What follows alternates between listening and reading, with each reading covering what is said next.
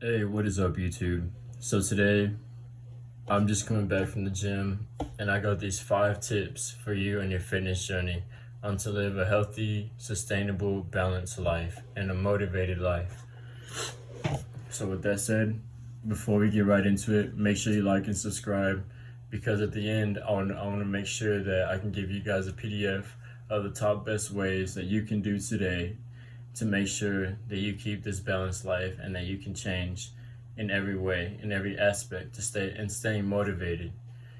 Think of it like having a new mindset, a mindset that can see clear on your goals. And with that said, let's get right into it. So tip number 1, exercise daily. But you don't need to exercise excessively like an hour and a half or 2 hours and a half, 2 hours. Or sometimes you don't even need to exercise for an hour. Sometimes all you need is 30 minutes just to go for a walk, just to make sure that you're staying active and make sure that you're staying healthy. But for those who are more athletes, more in high standards, the ones who do it more, the ones who take it more serious and want to bulk up, gain serious muscle, then those are the ones that I'd say about 45 to an hour, the most an hour and a half. The reason why, because you should you should be getting your workout and your targeted muscles all within the hour. And with that said, if you're doing too much, then you're not benefiting. If you're doing too less, then you're not benefiting. It's all in focusing on your certain muscle and making sure that you target it correctly and hit the frequency and hit the right amount of reps and sets that you know that will get the physique that you are looking for, whether that's lean bulking, whether that's just bulking or just leaning out. And with that said, let's move on to number 2, and that's eat whole foods, which this one's kind of obvious, but it is very serious because a lot of people in their household have a lot of artificial foods, or they have a lot of foods that says it's healthy, but it's not as beneficial as if it would be natural. And by this, I mean ones that say less sugar, less sodium. Those are not necessarily natural, those are just more artificial. And so the best things obviously are the greens, vegetables, steak, chicken, fish and broccoli, carrots, all that whole foods. That's what you want to eat. And all the stuff that's in cans, all the stuff that's in comes in packages is not necessarily the best because a lot of them do come with chemicals on them that they spray just to make them grow faster. So it's not necessarily the most healthiest. But with that said, make sure you eat whole foods and eat balanced. Know your protein intake, and know how much you're eating because you can really eat anything as long as it's in portion size. And so a lot of people try to stress and say they can't eat anything, but it is good to know what you're eating before even though you're eating in portion. Because if you want to lose weight, it's good to stay away from sugars and good to stay away from things that you don't need. And as long as you have whole foods, like I said, then you can eat those in portion and it'll make you feel more content and satisfied.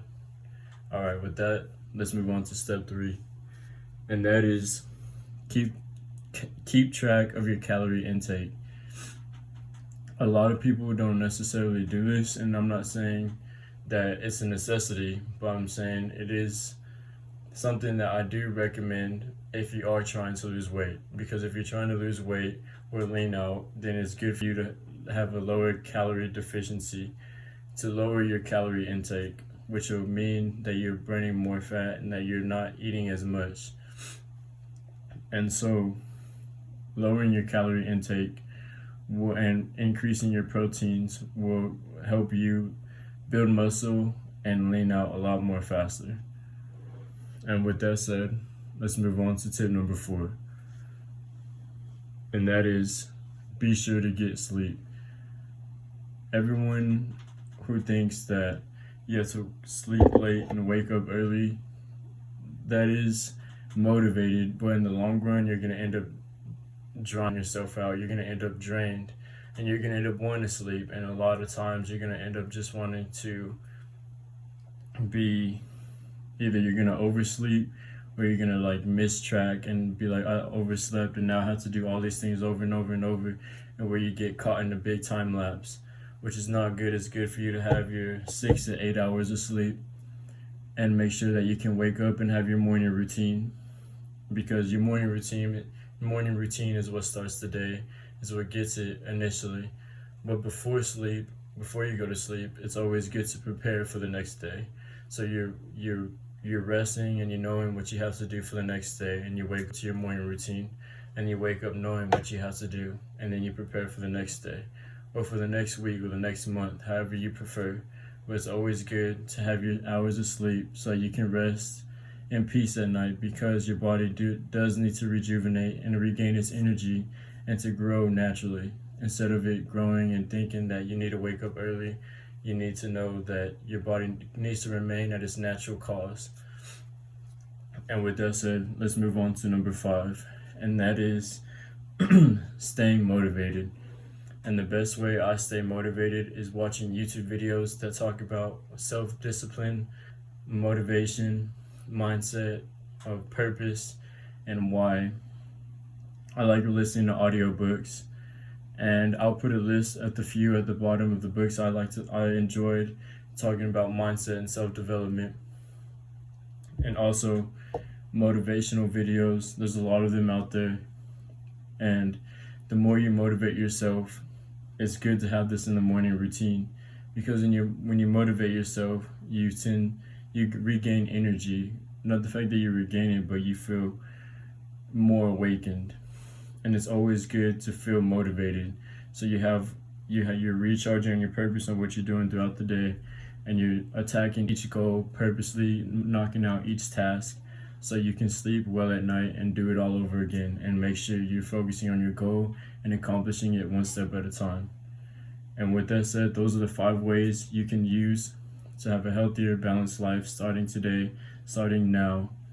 So the ones who aren't going to do it, the 99% who aren't going to do it, are the ones who are going to continue to be in the same spot. And the 1% that does do it is going to continue to change his life, is going to find greater results and a greater purpose. With that said, like and subscribe, comment down below, taking action. Alright guys, talk to you later. Peace.